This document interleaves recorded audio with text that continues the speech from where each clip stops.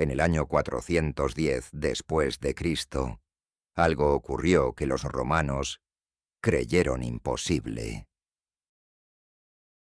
Su ciudad eterna fue saqueada. Los gritos que durante siglos habían venido de afuera, esa noche vinieron de adentro. Pero Roma no cayó en una noche, tardó siglos en morir. Y lo hizo, sobre todo, por sus propias manos. Esta es la historia de cómo el imperio más grande que el mundo había conocido se destruyó a sí mismo, paso a paso, decisión por decisión, traición por traición. En su momento de mayor gloria, Roma controlaba desde las frías costas de Britania hasta las arenas de Mesopotamia. Más de 60 millones de personas vivían bajo su bandera. Sus ejércitos marchaban por calzadas que cruzaban continentes. Sus barcos dominaban el Mediterráneo como si fuera un lago privado. Ningún pueblo en la historia había construido algo así. Y ninguno, hasta entonces, lo había perdido de una manera tan evitable. Sus acueductos llevaban agua fresca a 1 millón de ciudadanos cada día. Sus leyes ponían orden donde antes solo había caos. Sus arquitectos levantaron el Coliseo, los foros, los templos, los arcos de triunfo. Caminar por Roma en el año 200 era caminar por el futuro. Roma no era solo una ciudad, era una idea. Y las ideas, cuando son lo suficientemente grandes, no mueren fácilmente, pero pueden ser traicionadas. El primer síntoma serio apareció en el año 285. El imperio era ya demasiado grande para un solo par de manos.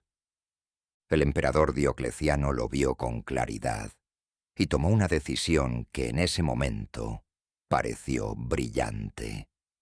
Dividió el imperio en 2 mitades, una de Oriente y una de Occidente. 2 cabezas para un solo cuerpo. Lo que Diocleciano no vio o no quiso ver es que un cuerpo con 2 cabezas tarde o temprano empieza a jalarse en direcciones opuestas. El imperio de Occidente quedó con capital en Roma.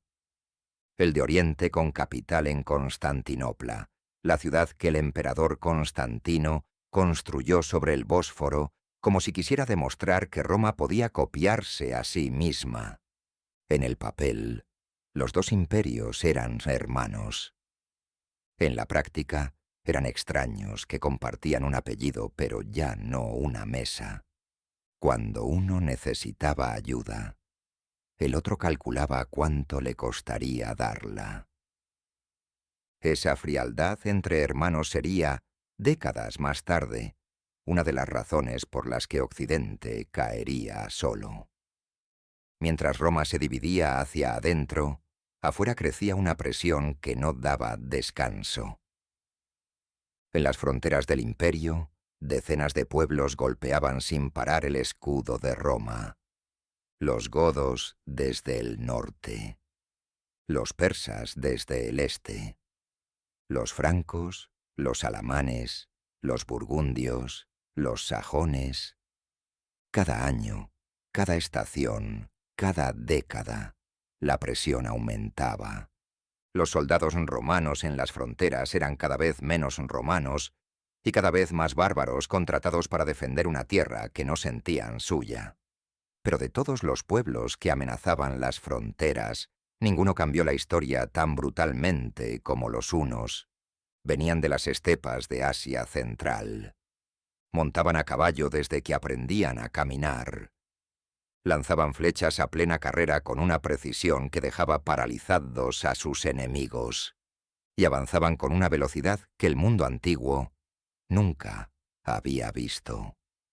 Los hunos no conquistaban territorios para quedarse. Conquistaban para destruir, para saquear, para aterrar. Y cuando llegaron a las puertas de Europa, todo lo que estaba en su camino tuvo que moverse. Entre los pueblos empujados por los hunos estaban los visigodos. Un pueblo guerrero, orgulloso, con sus propias leyes y sus propios dioses. Pero en el año 376, los visigodos llegaron a la orilla del río Danubio con algo que nunca antes habían tenido: miedo. Eran más de 200.000 personas. Hombres, mujeres, niños, ancianos, ganado, carretas. Toda una nación huyendo de algo peor que ellos mismos. Y le pidieron al emperador romano Valente que los dejara entrar. Valente aceptó. Y al aceptar, sin saberlo, abrió una puerta que Roma nunca volvería a cerrar completamente. 200.000 visigodos cruzaron el Danubio. Fue la primera vez en la historia que Roma dejaba entrar a un pueblo entero, armado, dentro de sus fronteras. La idea era simple.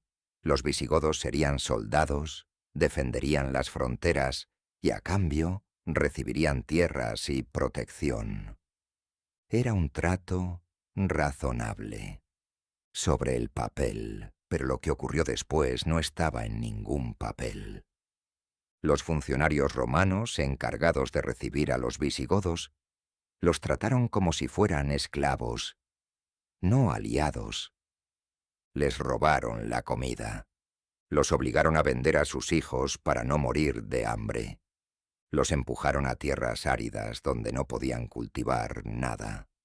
Roma había abierto sus puertas a un pueblo que pedía refugio. Y luego humilló a ese pueblo hasta que el refugio se convirtió en una trampa.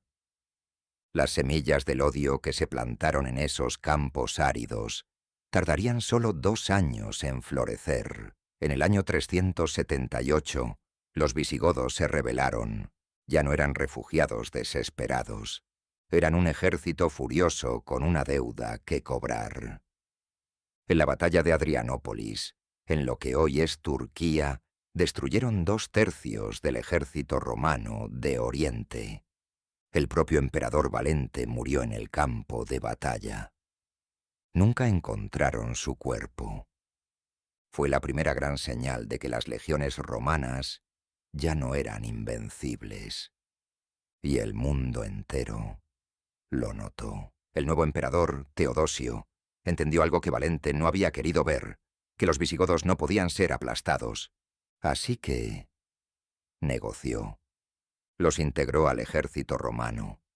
Les dio tierras, los trató con respeto, los convirtió en aliados. Entre los jóvenes visigodos que sirvieron bajo las águilas romanas, había uno que aprendería todo sobre Roma desde adentro.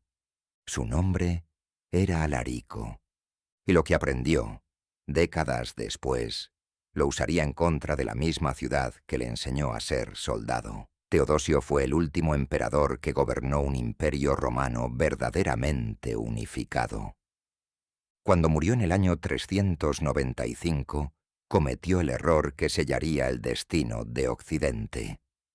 Dividió el imperio entre sus 2 hijos. Arcadio, de 18 años, se quedó con el Oriente. Honorio, de 10 años, se quedó con el Occidente. 10 años. Un niño de 10 años quedó a cargo del imperio más poderoso de la historia. Y nadie, en ese salón del trono, tuvo el valor de decir en voz alta lo que todos pensaban. Honorio creció, pero no mejoró.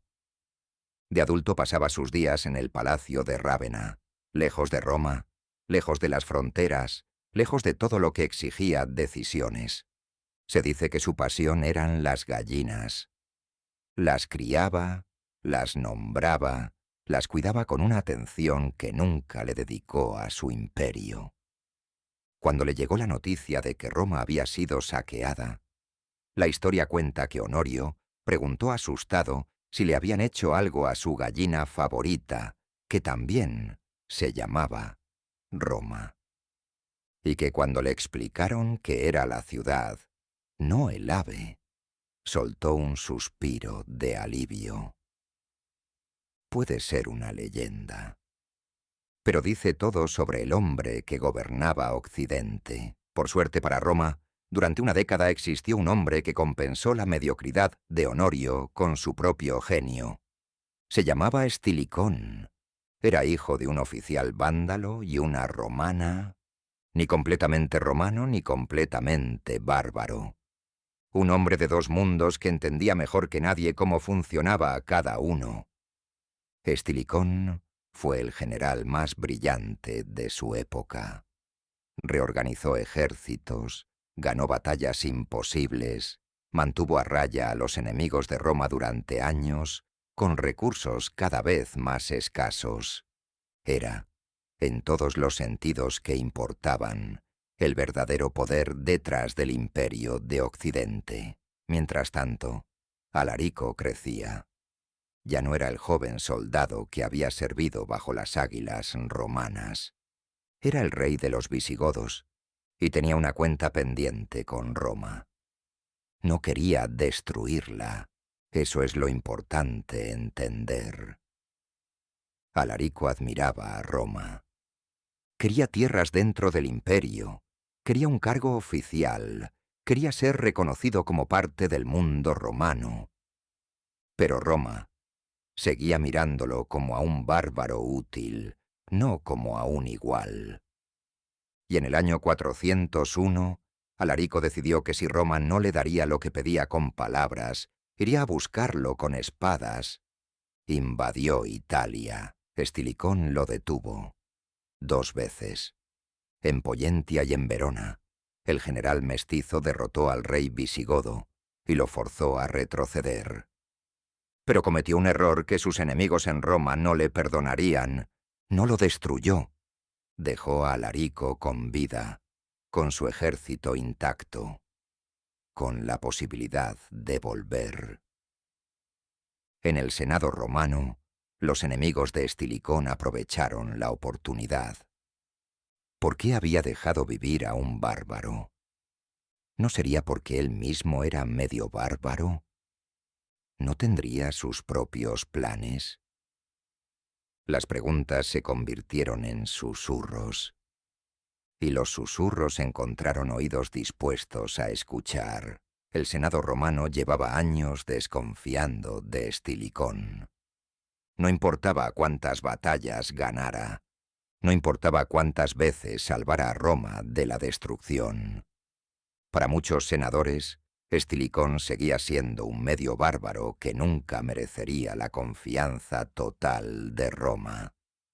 Y esos senadores tenían acceso al oído más peligroso del imperio, el de Honorio.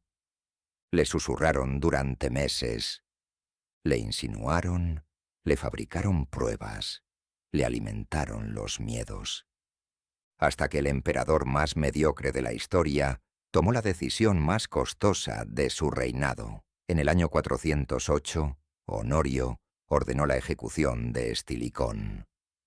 El hombre que había mantenido unido lo que quedaba del imperio de Occidente fue arrestado, juzgado en un proceso que duró horas, y ejecutado. Con él murió también algo más. Miles de soldados bárbaros que servían en el ejército romano, leales a Estilicón, recibieron la noticia.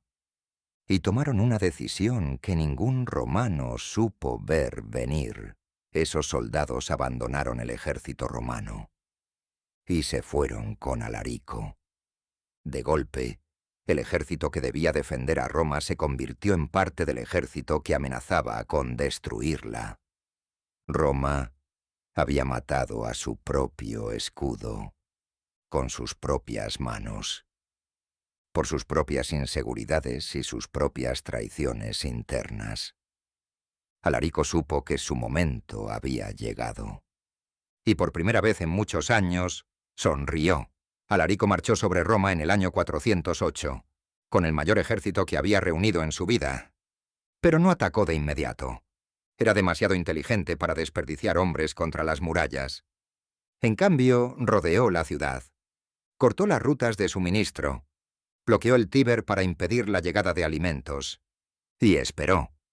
porque sabía que el hambre hace lo que los ejércitos no siempre pueden. Dentro de Roma la situación se deterioró más rápido de lo que nadie esperaba. Sin trigo de África, sin suministros del campo, las reservas de la ciudad se agotaron en semanas. La gente empezó a vender sus pertenencias por comida. Después empezó a vender lo que no era suyo. Las enfermedades se sumaron al hambre. Los ciudadanos más ricos huyeron por los pocos caminos que aún quedaban abiertos. Los pobres no tenían a dónde ir. Y en las calles de la ciudad más gloriosa del mundo, la gente moría de inanición a la sombra de los mismos monumentos que celebraban la grandeza romana. El Senado romano negoció. No tenía otra opción. Enviaron emisarios a Alarico con una propuesta.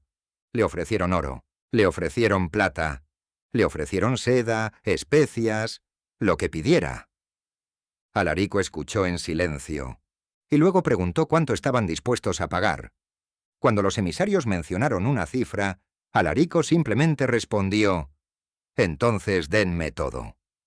Y Roma pagó 5.000 libras de oro, 30.000 libras de plata, 4.000 túnicas de seda, 3.000 libras de pimienta.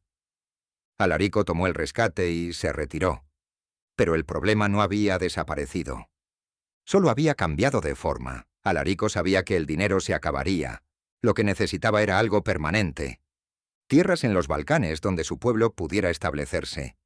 Un cargo oficial en el ejército romano que le diera legitimidad. Eso era todo lo que pedía. No quería destruir Roma, quería ser parte de ella. Envió mensajeros a Honorio con su propuesta. Y esperó la respuesta. Honorio respondió desde la seguridad de sus muros en Rávena, con un no. Un no rotundo, inflexible, completamente desconectado de la realidad que vivía Roma. Un bárbaro no puede ser general del ejército romano. Eso fue todo. Alarico leyó la respuesta, la dobló, la guardó, y empezó a preparar la segunda marcha sobre Roma. En el año 409, Alarico regresó. Esta vez con más tropas, más determinación y una paciencia que empezaba a agotarse. Instaló en Roma un emperador títere, un griego llamado Atalo, para presionar políticamente a Honorio. Pero Honorio, incomprensiblemente, siguió sin ceder. El hombre que criaba gallinas en Rávena era capaz de sostener una posición política con una terquedad que no aplicaba a ninguna otra área de su gobierno. El orgullo romano, en su versión más estéril e inútil, seguía en pie. Y Roma pagaría el precio de ese orgullo, la noche del 24 de agosto del año 410. Una noche sin luna, calurosa, con el silencio particular de las ciudades que saben que algo está a punto de cambiar. Las puertas de la Puerta Salaria, uno de los accesos principales a Roma, se abrieron. Desde adentro. La historia no registra con certeza quién lo hizo ni por qué. Puede haber sido un esclavo que simpatizaba con los visigodos. Puede haber sido alguien sobornado. Puede haber sido traición pura o desesperación pura. Lo que sí sabemos es lo que siguió. Los visigodos entraron a Roma. Por primera vez en 800 años, una fuerza enemiga caminaba por las calles de la ciudad eterna. Los ciudadanos se despertaron con el ruido de miles de soldados marchando por el adoquín. Algunos huyeron, algunos se escondieron, algunos simplemente se quedaron paralizados, incapaces de procesar lo que estaban viendo. Porque Roma era eterna. Todo el mundo lo sabía. Hasta esa noche. El saqueo duró 3 días. Los visigodos se llevaron el oro, la plata, las estatuas, los objetos sagrados, las riquezas acumuladas durante siglos. Pero algo llamativo ocurrió en esos 3 días de saqueo. Las iglesias no fueron tocadas. Los refugiados que se escondían dentro de los templos cristianos no fueron molestados. Porque Alarico era cristiano. Un arriano, cierto, con diferencias teológicas con Roma. Pero cristiano al fin. Y eso lo hizo diferente de todos los enemigos que Roma había enfrentado antes. No era un salvaje que quería ver arder el mundo. Era un rey que quería cobrar una deuda. La noticia del saqueo sacudió al mundo conocido como un terremoto. En el norte de África, Un obispo llamado Agustín de Hipona la escuchó y no pudo dormir durante días. Los paganos culpaban al cristianismo. Si Roma hubiera seguido adorando a sus dioses antiguos, decían, esto nunca habría ocurrido. Agustín respondió con lo mejor que tenía: su pluma. Comenzó a escribir una obra que tardaría 15 años en terminar. La llamó La ciudad de Dios, y en ella dejó escrito algo que resonaría durante siglos. Roma no cayó por Cristo. Roma cayó por sus propios vicios. Alarico salió de Roma hacia el sur con el tesoro más grande que visigodo alguno había acumulado. Planeaba cruzar al norte de África, establecer a su pueblo en las ricas tierras del Mediterráneo, construir algo propio. Pero el destino tenía otros planes. Semanas después del saqueo, en el sur de Italia, Alarico cayó enfermo. La fiebre lo consumió rápidamente. El mismo hombre que había doblegado a Roma con su voluntad fue derrotado por algo invisible. Sus soldados lo enterraron en el lecho de un río para que nadie encontrara su tumba y la profanara. Desviaron el río, cavaron la fosa, pusieron al rey adentro, y luego volvieron a cambiar el curso del agua. La tumba de Alarico nunca fue encontrada. Roma Pepe había sido saqueada, pero no había caído. En los años siguientes, la ciudad se recuperó lentamente. Algunos edificios fueron reconstruidos. Algunos romanos que habían huido volvieron. La vida cotidiana, con dificultades, siguió adelante. El saqueo del 410 fue un golpe brutal, pero no fue el golpe final. El verdadero colapso del imperio vendría en cámara lenta, casi sin que nadie lo notara, a lo largo de las décadas siguientes. Como una pared que va acumulando grietas hasta que un día, sin que nadie la toque, se derrumba. Mientras Roma intentaba recuperarse, otra amenaza tomaba forma en el horizonte occidental. Los vándalos, un pueblo germánico que había cruzado el imperio de punta a punta, llegaron al norte de África bajo el liderazgo de su rey Genserico. Y desde África hicieron algo que ningún enemigo había intentado antes. Cortaron el suministro de trigo. El norte de África era el granero del imperio de Occidente. Sin ese trigo, Roma y las demás ciudades del imperio pasarían hambre. Con ese trigo en sus manos, los vándalos tenían el arma más poderosa que existe. No una espada, el hambre. Entre el año 410 y el 476, el Imperio Romano de Occidente tuvo más de 15 emperadores distintos. La mayoría fueron asesinados por sus propios generales. Algunos gobernaron meses. Uno gobernó 70 días. Otro apenas 3. El cargo de emperador se convirtió en lo más peligroso que alguien podía ambicionar en el mundo romano. Los hombres que lo buscaban solían encontrar, junto al trono, la muerte. En ese caos político, las instituciones que habían mantenido unido al imperio se fueron deshilachando una a una, y en medio de ese caos llegó Atila, rey de los hunos desde el año 434. Un hombre pequeño físicamente, pero con una presencia que paralizaba a quienes lo miraban a los ojos. En pocos años devastó los Balcanes, saqueó más de 70 ciudades, amenazó Constantinopla y se preparó para voltear hacia el oeste. Se decía que donde pisaban los caballos de Atila, la hierba no volvía a crecer. No era poesía, era casi literalmente verdad. Sus ejércitos no conquistaban para gobernar. Conquistaban para arrasar, pero Roma tenía aún un as en la manga. Se llamaba Aecio, el último gran general del Imperio de Occidente. Un hombre que de joven había vivido como rehén entre los hunos y los visigodos, y que conocía a sus enemigos mejor de lo que ellos se conocían a sí mismos. Aecio entendió que ningún pueblo solo podía derrotar a Atila. Así que hizo lo imposible. Unió a los romanos con los visigodos, a los visigodos con los francos, a los francos con los borgoñones. Reunió a pueblos que llevaban décadas combatiéndose entre sí y los apuntó en la misma dirección. En el año 451, en los campos cataláunicos, en lo que hoy es el noreste de Francia, se libró una de las batallas más grandes de la historia antigua. Cientos de miles de hombres chocaron en una llanura que quedó cubierta de sangre durante días. La batalla duró horas. Las bajas de ambos lados fueron masivas. Pero al final del día, Atila retrocedió. Por primera y única vez en su vida, el rey de los hunos batió en retirada. Aecio lo había derrotado. No destruido, pero sí detenido. Al año siguiente, Atila invadió Italia.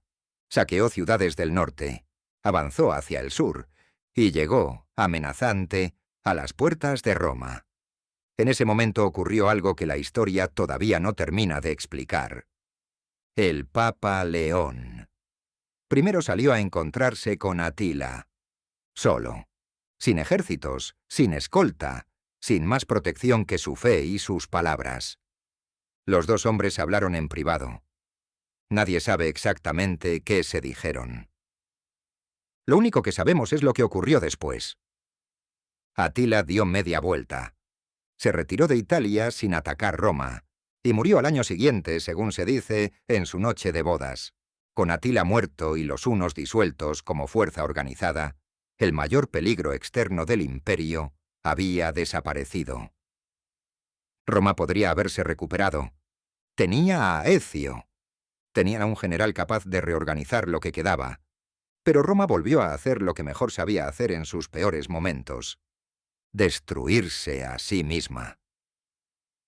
En el año 454, el emperador Valentiniano III convocó a Aecio al palacio con el pretexto de revisar unos documentos financieros. Y cuando Aecio se inclinó sobre los papeles, el emperador lo apuñaló personalmente, con su propia mano. El último gran defensor de Roma murió a manos del mismo hombre al que había servido. Exactamente como Estilicón, 50 años antes. En el año 455, los vándalos de Genserico llegaron a Roma desde el mar. Esta vez no había Estilicón, no había Aecio, no había nadie capaz de defenderla. Los vándalos saquearon Roma durante 14 días completos. 14 días. 4 veces más que los visigodos de Alarico. Se llevaron absolutamente todo lo que encontraron: las estatuas, los muebles, las joyas de los templos, las tejas doradas del Capitolio. Incluso arrancaron las puertas de los edificios más importantes. Roma quedó como un esqueleto. Para entonces, el ejército romano de Occidente ya no era romano en ningún sentido real. Era un mosaico de mercenarios bárbaros de distintos pueblos, cada uno con su propio líder, sus propias lealtades, sus propias demandas. Y cada año las demandas crecían. Más paga, más tierras, más poder. Los últimos emperadores de Occidente no gobernaban, sobrevivían. Firmaban lo que les ponían enfrente, prometían lo que les pedían. Y esperaban que alguien más resolviera lo que ellos no tenían ni la voluntad ni la capacidad de resolver. El hombre que daría el golpe final no era visigodo, ni vándalo, ni huno. Era Odoacro, líder de los érulos, una tribu germánica de la que hoy apenas se conoce el nombre. Odoacro llevaba años sirviendo en el ejército romano como cualquier otro mercenario. Pero en el año 476 calculó algo con la frialdad de un contador. El imperio de Occidente ya no era un imperio. Era una ilusión mantenida por la fuerza de la costumbre. Y él no veía ninguna razón para seguir sosteniendo esa ilusión. El último emperador del Imperio Romano de Occidente se llamaba Rómulo Augustulo. Tenía 16 años cuando llegó al trono. Su propio nombre era una broma cruel del destino. Rómulo, como el fundador legendario de Roma. Augustulo, diminutivo de Augusto, el título del primer emperador. El pequeño Rómulo. El pequeño Augusto. Un niño con el nombre más grande de la historia, sentado en un trono que ya no representaba nada. Odoacro entró al palacio. Le quitó la corona al joven Rómulo con la misma indiferencia con que alguien apaga una vela que ya no ilumina nada. No lo mató. Eso sería innecesario. Le dio una pensión, un castillo en el sur de Italia, y le dijo que se fuera. Rómulo preguntó qué pasaría con Roma. Odoacro respondió con 4 palabras que resumían siglos de decadencia. Roma ya no existe. Luego tomó las insignias imperiales, las embaló con cuidado y las envió a Constantinopla. al emperador del Oriente, como diciéndole, ya no necesitamos esto, el 4 de septiembre del año 476 después de Cristo. Esa es la fecha que los libros de historia marcan como el fin del Imperio Romano de Occidente. No hubo ningún discurso, no hubo ninguna ceremonia. No hubo ningún momento dramático en el que alguien declarara que Roma había caído. Solo un joven con una corona demasiado grande siendo enviado a vivir en un castillo. Y un bárbaro enviando unos símbolos de metal a una ciudad lejana. Así de silencioso fue el final de la cosa más grande que el mundo antiguo había construido. Pero la historia no termina ahí, porque el Imperio Romano de Oriente, el que Arcadio heredó en el año 395, siguió existiendo. Siguió en pie en Constantinopla, con sus ejércitos, sus leyes, su burocracia, su cultura. Lo llamamos Imperio Bizantino, pero ellos mismos se llamaban romanos, y continuaron haciéndolo durante exactamente 1000 años más, hasta el año 1453, cuando los turcos otomanos tomaron Constantinopla y apagaron la última llama del mundo romano. Roma tardó 2000 años en morir del todo. Los historiadores llevan siglos preguntándose lo mismo. ¿Por qué cayó Roma? La respuesta honesta es que no fue una sola cosa. Fue todo al mismo tiempo. La corrupción que pudría las instituciones desde adentro. Los líderes mediocres que ocupaban tronos que no merecían. La presión constante de los pueblos bárbaros en las fronteras. La crisis económica que vaciaba las arcas del Estado. La división política que hacía imposible cualquier respuesta coherente. Y por encima de todo, la pérdida gradual de aquello que había hecho grande a Roma. El sentido de propósito compartido. La idea de que ser romano significaba algo, pero Roma no desapareció del todo. Nunca lo hace. Sus leyes sobrevivieron. La mayoría de los sistemas jurídicos del mundo occidental se construyeron sobre los cimientos del derecho romano. Su idioma sobrevivió. El latín se convirtió en español, en francés, en italiano, en portugués, en rumano. Hoy más de 1000 millones de personas hablan lenguas que nacieron en las calles de Roma. Su iglesia sobrevivió. El catolicismo se construyó sobre las estructuras administrativas del imperio y las extendió a todos los rincones del planeta. Incluso su arquitectura sobrevivió. Los arcos, las cúpulas, las columnas, están en los edificios gubernamentales, en los parlamentos, en los monumentos de casi todos los países del mundo. La verdadera lección de la caída de Roma no es que los bárbaros la destruyeron, es que Roma se destruyó a sí misma, con corrupción, con líderes que prefirieron el poder a la responsabilidad, con la incapacidad de adaptarse cuando el mundo a su alrededor cambiaba, con el olvido de los valores que la habían hecho grande. Cada vez que una sociedad deja de cuidar sus instituciones, cada vez que prefiere líderes que le digan lo que quiere escuchar en lugar de líderes que hagan lo que es necesario,